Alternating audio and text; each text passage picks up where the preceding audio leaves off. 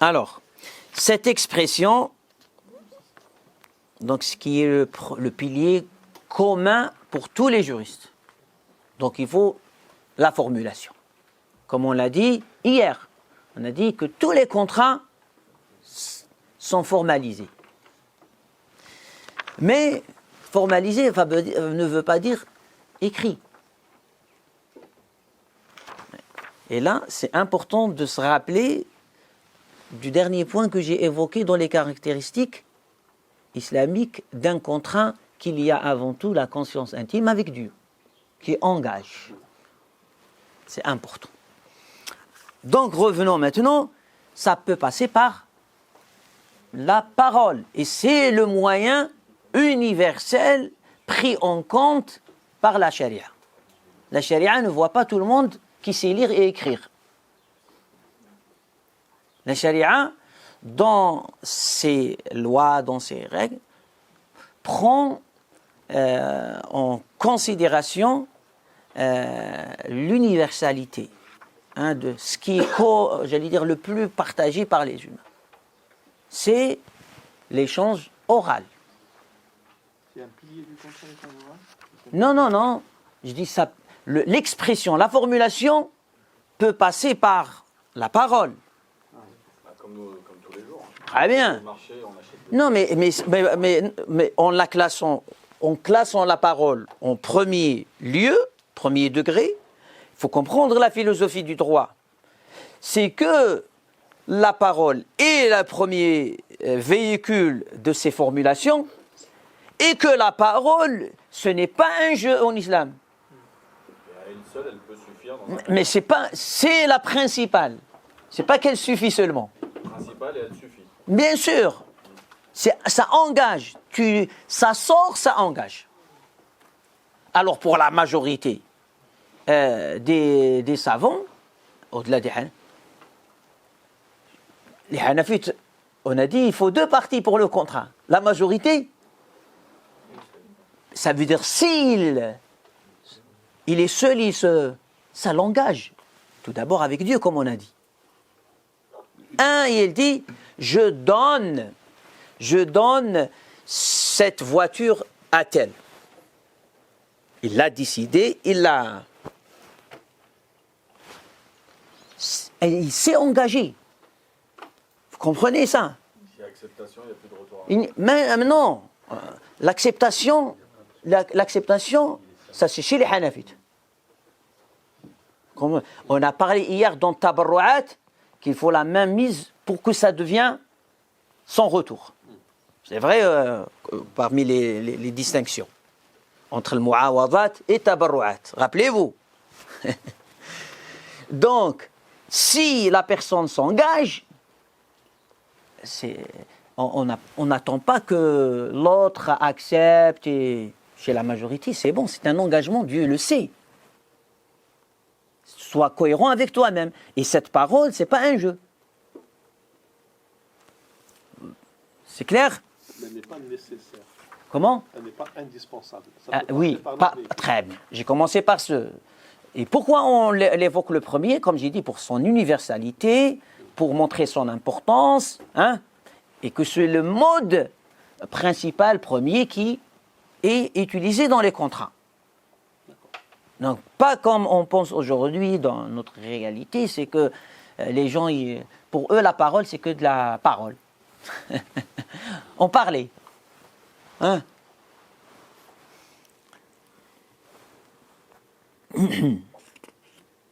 Alors, la parole, pour qu'elle soit engageante, concluante, tout ça, par exemple, on ne va pas entrer dans les détails, mais je vous donne une condition. Les fuqaha disent, je fais allusion à ça, ils disent l'expression du contrat, si on parle de la vente, on n'utilise pas le présent ou le futur, on utilise le passé, parce que le passé est révolu. Ça veut dire, tu peux pas me dire, ramener ton intention et tes interprétations, j'étais en train de réfléchir ou c'était pour demain. Quand je te dis, bi'tu, j'ai vendu, c'est fini. Tu dis je vends. Là, je vends aujourd'hui, demain, tu laisses un petit doute, une petite partie part à l'interprétation. Alors que le contrat, dans ses on va dire, techniques de rédaction, il faut qu'il... c'est pour cela que bon, les gens ne savent pas. Mais pareil pour le mariage. Il ne va pas dire « je me marierai ». Il dit « zawajtuka » au passé, le tutorie. « Zawajtuka », c'est fait. Il ne dit pas « uzawijuka ». « Uzawijuka », c'est maintenant ou demain. Donc ça laisse une... Donc tous les juristes, quand ils parlent de cette expression, par exemple des verbes qui expliquent l'acte, parce que c'est le verbe qui explique l'acte, ils disent qu'il faut qu'il soit au passé. Ça c'est... Après, on sait que les gens ne sont pas tous savants, ne sont pas tous rigoureux, ils font n'importe quoi des fois, et donc on rentre comment on corrige, comment on... Dans les conditions, cher Zakaria, est-ce que le langage doit être intelligible? Ça, j'allais dire, il y a deux niveaux, je dirais, d'expression. Il y a l'expression directe, donc celle-là, c'est la forme qui prend le dessus, en général. Donc, tu dis bientôt, tu ne veux pas me dire, je voulais dire, j'étais prêté. C'est une expression qui n'est utilisée que dans un sens. Donc, on n'accepte pas, en général, je dis, on n'accepte pas l'interprétation de ce qui est explicite. Il faut que ce soit dans un langage compris par l'autre partie aussi. Comment? C'est ce que je viens de dire, deux niveaux. L'explicite, on n'attend pas même de l'autre. Parce que c'est explicite. Mais quand c'est l'indirect, sous-entend, c'est là où entre les intentions, entre le sens, entre l'usage, il y a plein de facteurs qui peuvent impacter l'effet juridique de cette expression. Parce que ça devient un point passible au litige. 2. L'écrit.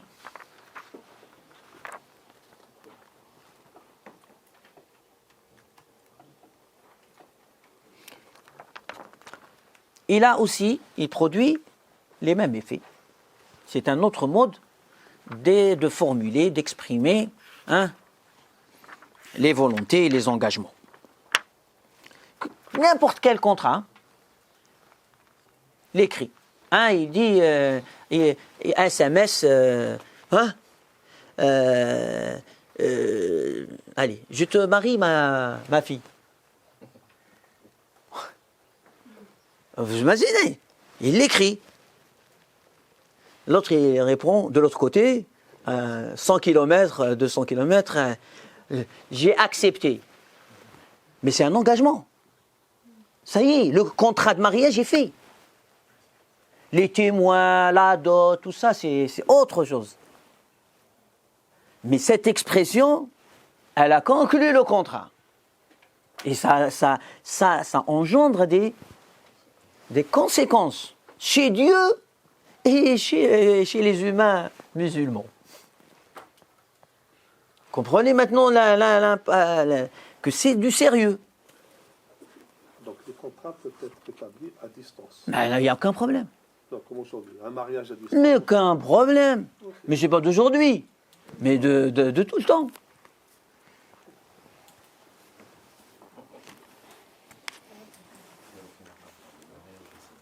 Hein? Je dis, mais... Mais on a tout vu. Comment... Ouais.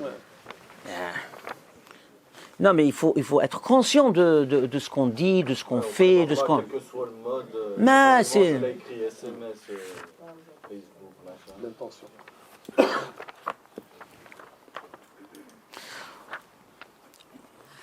L'autre mode Et ça, c'est exceptionnel. Donc, on a dit la parole, on a dit l'écrit, et puis, c'est les signes. Les signes. Les signes, les langues de... Non, n'importe signe, ça veut dire, le signe, il n'est pas explicite, il est interprétatif. C'est-à-dire, comprenez, la parole, elle est la plus explicite, la plus universelle, la plus... Après, l'écrit. C'est-à-dire, c'est comme on descend en degrés. Tu viens, tu veux acheter là, il y a ma marchandise. Je te dis comme ça. C'est un signe. Je veux pas bouger. Ce signe-là, peut-être dans une culture, veut dire pars. Comme tu peux le comprendre, serre-toi. On appelle le langage paraverbal. Donc ces signes, comme tu as dit, paraverbal, ont leur place. C'est un des modes de conclure des contrats. Il n'est pas exclu. Hein? Et là, pour connaître le contexte d'un UCJ, alors. Comment? Connaître le contexte de la UCJ, parce que ça peut prendre différentes formes. Comme vous avez dit, dans certaines cultures, ça peut dire... Là, oui, et c'est pour cela que on l'a classé à la dernière, parce que on va plus au détail, on va dire. Par exemple, les Shafi'ites, ils vont le refuser. Les Shafi'ites, ils vont dire,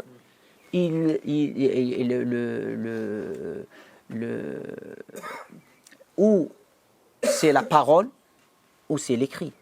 Ils n'acceptent pas les signes. En gros, hein.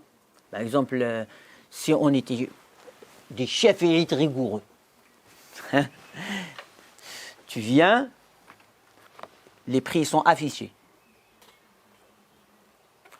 et tu veux prendre. Attendez, je prends un journal, je connais le prix, c'est vrai. Une revue, je connais le prix, c'est bon. J'échange même pas avec lui. Je prends la revue, je pose l'argent et je pars. Il n'y a pas de contrat de vente chez les Shafi'ites. C'est pas il n'y a pas aucun engagement pour les Shafi'ites. Vous comprenez là? Parce qu'il n'y a pas ça, il n'y a pas d'expression ni parole ni écrite. Un Maliki, ça lui pose aucun problème. Parce que pour le Maliki, un Malikite, c'est tout ce qui signifie le consentement. N'importe quel mot. Donc la définition de l'expression du consentement la plus large, extensible, elle est conçue, elle est admise chez les Malikites. كل ما دل على الرضا وإن معاطاة. Comme ça, leur terminologie, on va dire. Tout ce qui implique ou explique ou renvoie au consentement, c'est une expression. Ça, aujourd'hui, on va dire dans les questions modernes, contemporaines et tout, c'est l'avis du Malikite qui prime. Sinon, on bloque tout. Si on est un Shafi'i, on bloque tout. Vous comprenez? Ça veut dire qu'il faut vraiment, quand tu vas dans par exemple, un site de vente, il faut à chaque produit, tu signes, entre parenthèses, la vente. Oui, mais ça équivaut à... J'ai lu les conditions en plus sur les... Oui, vous savez, il faut cocher, tu lis. Donc, Pour chaque produit. oui, mais pour chaque produit. Ah, pour chaque produit. Ben oui, chaque produit, c'est une vente. On a 10 livres et puis on peut faire un livre. Vous savez comment on fait? Donc, il y a des... Ah, mais quand on parle là de l'expression, on a dit, il y a 2 degrés, je viens de le dire, d'expression. Il y a une expression explicite. Tu ne viens pas dire, j'ai pas compris, c'est ton problème. Quand j'utilise des mots vagues, indirects, là, tu peux apporter cette plainte, on va dire. Mais sinon, c'est pas les choses sont Moi, je te mets, comme on a parlé des contrats, on a dit le premier, munjaz. C'est vrai ou pas par rapport à l'expression? Munjaz, ça veut dire effectif. C'est vrai, il s'exécute, il prend effet immédiatement. Je te dis, ce produit, si tu l'achètes, il n'y a pas de retour. Il n'y a pas... Donc j'étais clair. Là, tu sais pas, tu achètes. Après tu dis, mais je n'avais pas compris que je ne pouvais pas l'essayer.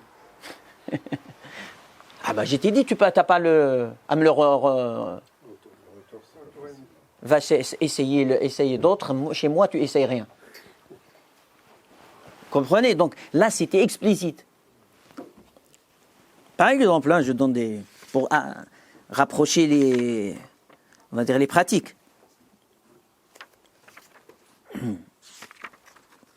Donc, les signes, on va dire...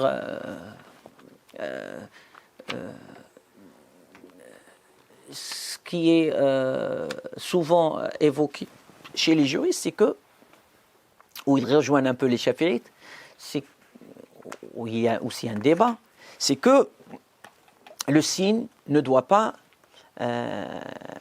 être le mode principal, et qu'il doit être une exception, c'est-à-dire lorsqu'on ne peut pas parler, lorsqu'on ne peut pas écrire, on passe par le signe. C'est plus, je dirais, compris le signe et son impact et son effet juridique dans ce sens-là qu'un signe indépendamment qui a son autorité, ses effets juridiques par lui-même. Hein, par exemple. Ouais, par exemple. Ouais,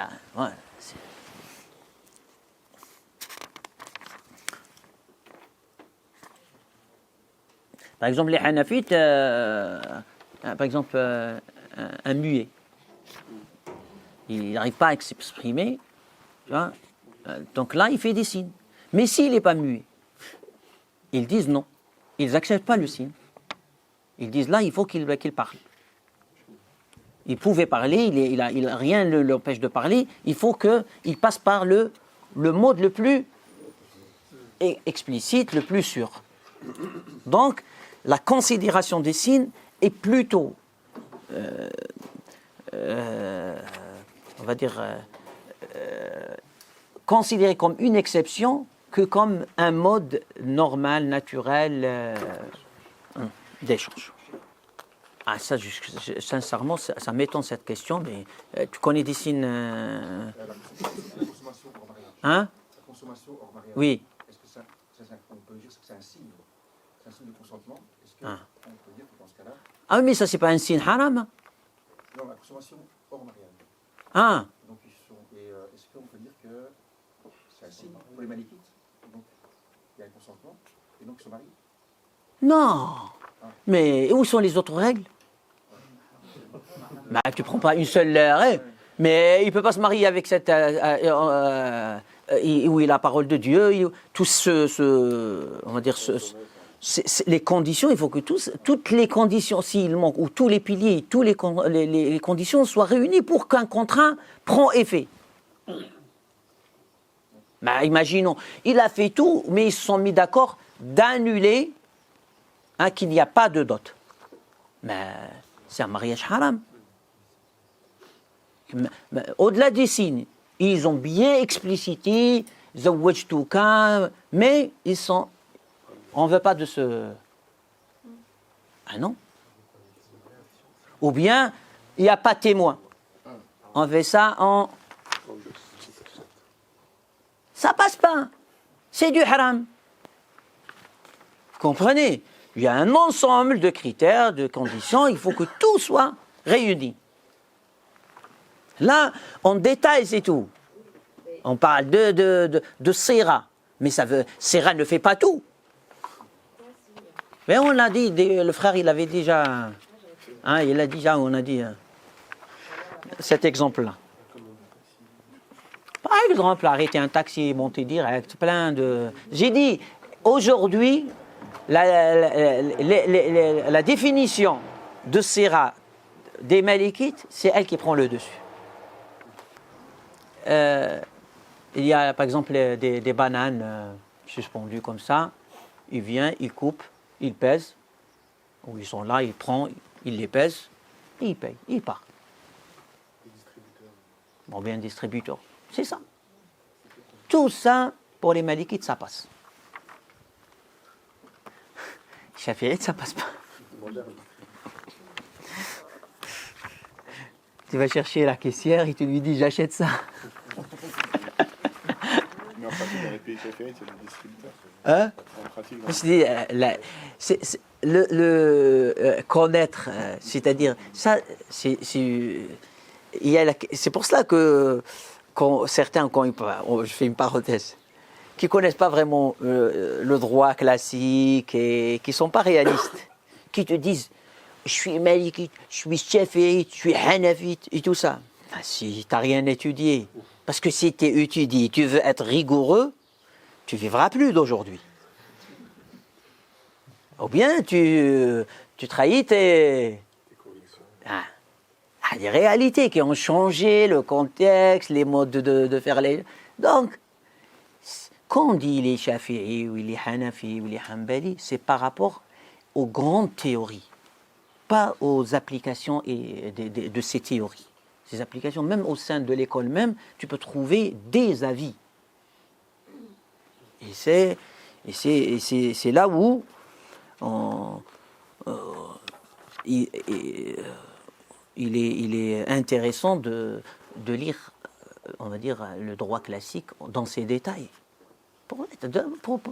Je dirais pour oser, c'est ça le savoir. Le savoir te modère, te donne l'équilibre. Tu ne restes pas dans des généralités qui te poussent à des extrémités parce que tu ne comprends pas. En vérité, trop de généralités créent des frustrations par rapport aux réalités. Donc, nos savants, quand ils disaient « Man kasura ilmuhu qalla inkaruhu » chaque fois que tu grandis dans le savoir, tu cibles plus les choses qui ne passent pas, qui ne vont pas, parce que tu as plus de précision. Et la réalité, elle est dans ces précisions, dans ces détails qui font la différence. Et de ne pas trop ces mélanges et ces généralités qui je dirais, perturbent et frustrent. Alors cela, c'est pas la qualité de Moufti, c'est pas l'enseignant. Vous voyez, vous avez plein de questions qui vous concernent, personnelles et tout. Ça, c'est pas du savoir, c'est de la fatwa. Ça va pas. C'est-à-dire, je te réponds, mais si je te réponds, ce qu'il y a dans ma tête, comme outil, comme combinaison, comme dosage, tout ça, toi tu le vois pas, pour qu'à la fin il sort un avis. Donc c'est pas de la formation. Et ça va pas finir, et ça va pas te donner vraiment un outil. Ça t'a répondu pour faire quelque chose. Pratique. C'est ça la fatwa. Mais la formation, c'est une pédagogie pour te permettre de comprendre le Moufti. Mais pour être Moufti, il faut 40 ans. Vous comprenez? Donc chaque chose a sa démarche et sa méthode. Et beaucoup de musulmans, malheureusement, ne comprennent pas encore ça. Ils ne font pas la distinction. Ce qui est fatwa, ce qui est enseignement et formation, ce qui est de l'ordre, comme j'ai dit, du texte, et les niveaux des textes, et de ce qui est de l'interprétation de consensus, l'interprétation de divergence, l'interprétation contextualisée, tout ça, ça vient en étudiant en détail, en comprenant les degrés de chaque... Là, on n'est que dans la sensibilisation, ces 2 jours-là, du cadre. Mais sinon, si vous allez, ben je vous dis, si vous finissez le chapitre de la vente en une année, c'est le record. Vous avez fait un record. Je me rappelle quand à l'époque, le chapitre de Zakat, toute une année. Et chaque jour. Parce que faut aller au détail. Quand tu vas au détail, tu vas voir. Déjà, chaque cas, pour déjà le comprendre et ce qu'il y a derrière. Là, tu...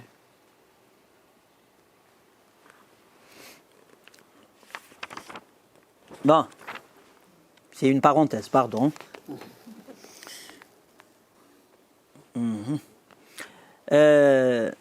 Donc on a parlé des signes, on a parlé de ce qu'on a appelé le mu'atat chez les malikites ou bien ta'ati, c'est-à-dire l'échange sans signe, sans parole, sans écrit, sans rien. Un simple échange. Je te donne comme ça et toi tu le prends.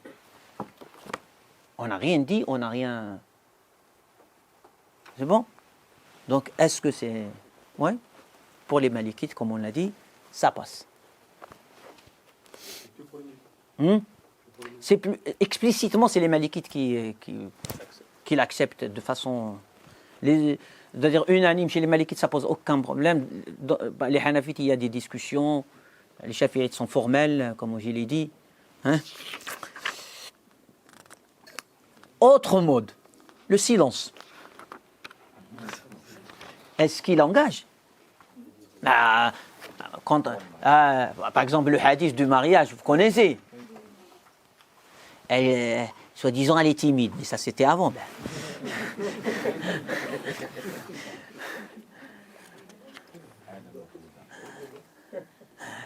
Une anecdote que je raconte souvent. Il y a un shir, il n'y a pas de prêtre en islam. Le mariage, c'est un contrat civil, normal en islam. Il ne faut pas un imam. Quand le prophète se marie, il ne ramène pas un imam pour le marier. Hein? Mais les gens aiment ramener un imam pour s'assurer qu'ils ne font pas n'importe quoi et tout ça. Bon, c'est pas grave. Et donc, il y a un imam des pays de l'Orient. Et en Orient, souvent, quand il y a un mariage, le cheikh, il appelle la fille pour vérifier qu'il n'y a pas de contrainte, qu'elle est d'accord. Donc, il demande son avis. et ce cheikh d'Orient, il vient en Europe. Et donc, il ne connaît pas bien mot, et dans la procédure, il dit puis-je voir la fille pour lui demander si elle est d'accord et tout. Et le père, il lui dit, demande-moi si je suis d'accord, parce que c'est elle qui me l'a ramené. C'est-à-dire, il y a eu un changement de... Ça, c'était avant. C'est ça les choses qui changent. Vous comprenez? Donc, il ne faut pas se figer à des contextes ou à une culture. Il faut comprendre que les sociétés évoluent. La règle, c'est que le silence ne produit pas d'effet juridique. Comme ils disent, la yunsabu li sakitin qawl. La yunsabu li sakitin qawl. On n'attribue pas une décision à quelqu'un de silencieux, qui ne dit rien. Mais l'exception, c'est le contexte. Si le contexte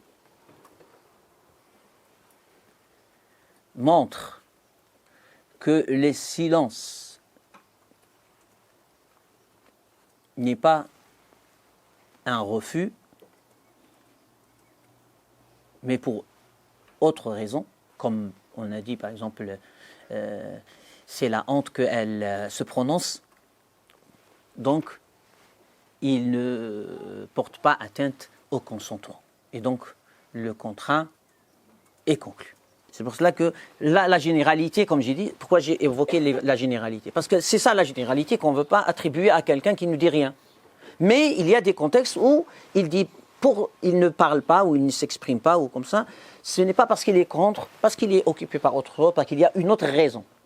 Donc c'est ce contexte-là qu'il faut connaître. Si on le sait, et que son silence n'est pas un refus, mais au contraire, il est d'accord, donc sa présence suffit. Comprenez? C'est pas fait dans son dos. C'est bon?